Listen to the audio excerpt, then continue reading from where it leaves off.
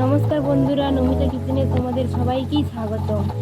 আজ আমরা আচার বানাবো, তো চলো ভিডিওটা শুরু করা যাক। আমগুলো ধুয়ে কেটে নিয়েছি, তারপর কাটা আমগুলোতে চিনি মিশিয়ে নেব। 1 কিলো আমে 500 চিনি মাখালাম, প্রায় 3 থেকে 4 ঘন্টা মাখিয়ে রেখে দেব। চলো এবার ভাজা মশলা বানাবো। তারপরে মৌরি আর লঙ্কা ভেজে নেব। চলো এবার মৌরিগুলো ভেজে নেওয়া যাক। তারপরে মৌরিগুলো ভাজা হয়ে গেলে ভালো করে লাল লাল করে ভেজে নেব। তারপরে কড়াইতে শুকনো লঙ্কা দিয়ে দেব। লঙ্কাগুলোকে ভেজে নেব লাল লাল করে। ভাজা হয়ে গেলে দুটো মশলা গুঁড়ো করে নিলাম। এরপর কড়াইতে তেল গরম করতে দিয়ে দিয়েছি।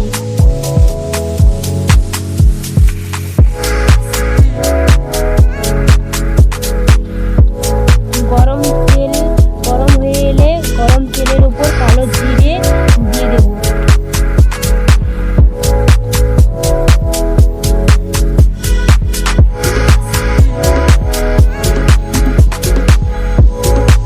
কালো জিরেটা ফুটে এলে এরপর 5 ফোড়ন দিয়ে দেব।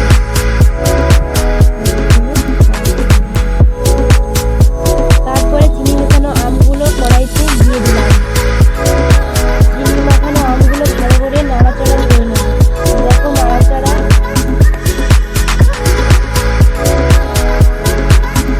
আস্তে আস্তে করে চিনিগুলো গলে আসছে।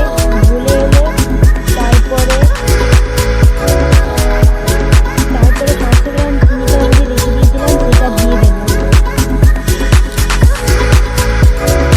ওটাই দিয়ে দিয়েছি।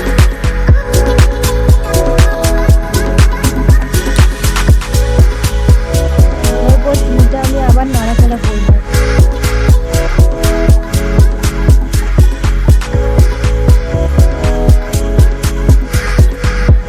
দেখো পরিমাণ মতন আমি নুন দিয়ে দিলাম। নুনটা দেওয়ার পর আমি আবার নাড়াচাড়া করছি। নুনটাও মিক্সড হয়ে গেল।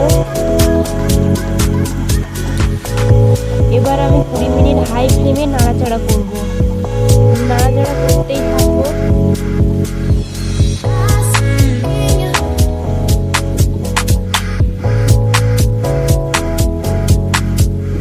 গুঁড়ো করা ভাজা মশলাগুলো আমি দিয়ে দিলাম।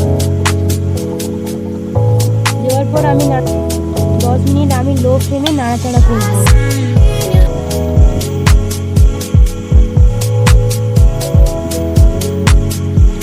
দেখো পরে কালারটা কিরকম চেঞ্জ হয়ে আসছে।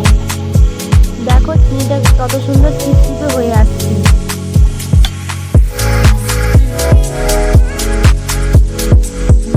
চিনিটা চিপচিপে হয়ে গেলে নামটা নামিয়ে নেব।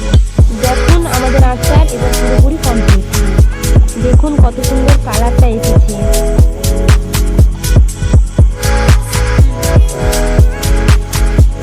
ভিডিওটি ভালো লাগলে সাবস্ক্রাইব করে দেবেন এবং বেল আইকন অল করে দেবেন।